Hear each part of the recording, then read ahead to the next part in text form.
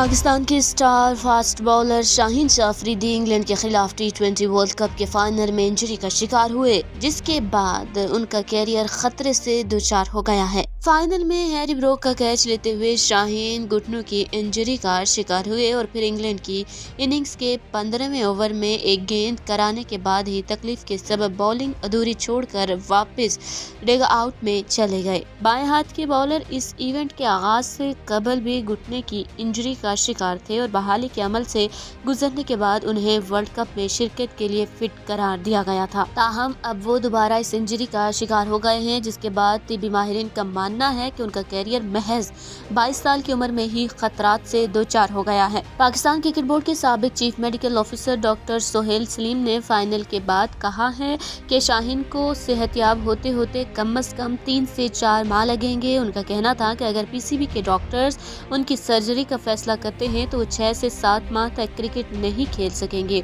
उनका कहना था कि दोनों ही सूरतों में फास्ट बॉलर इंग्लैंड और न्यूजीलैंड के खिलाफ होम ग्राउंड पर होने वाले टेस्ट सीरीज से बाहर हो गए हैं और इस सूरत हाल में पीसीबी के मेडिकल पैनल की कारकर्दगी पर सवालिया निशान खड़ा हो गया है। सोहेल सलीम ने कहा कि एक इंक्वायरी होनी चाहिए कि क्या शाहीन की इंजरी का इलाज करने के हवाले से पीसीबी के मेडिकल डॉक्टर का तरीका इलाज गलत था। दूसरी जानिब साबिक फास्ट बॉलर सरफराज नवाज ने शाहीन की इंजरी से जल्द सेहतयाबी की उम्मीद करते हुए शाहीन को किसी मैच प्रैक्टिस के बगैर वर्ल्ड स्क्वाड में शामिल करने के फैसले पर अफसोस का इजहार किया। उन्होंने कहा कि आपने जुलाई से इंजरी का शिकार शाहीन शाह को किसी भी मैच में खिलाए बगैर ही इंतहाई अहम वर्ल्ड कप के लिए मैदान में उतार दिया।